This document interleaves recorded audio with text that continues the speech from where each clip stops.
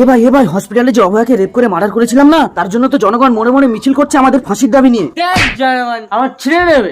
এই তোমরা যত সব ভুল কাজ করবে আমাকে সামলাতে হবে না, রাখো দেখছি। কিন্তু ম্যাডাম পোস্টমর্টম রিপোর্ট। তুমি কি প্রমোশন চাও না অফিসার?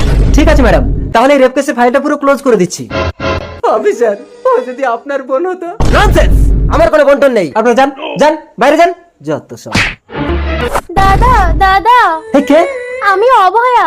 তুই তো মরে গেছিস। আমি মরিনি দাদা, শয়তানগুলো আমাকে রেপ করে মেরে দিয়েছে।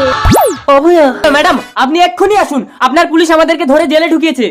অফিসার এক্ষুনি ছেড়ে দিন এদেরকে। ওকে ম্যাডাম, এই বেরিয়ে এসো তোমরা।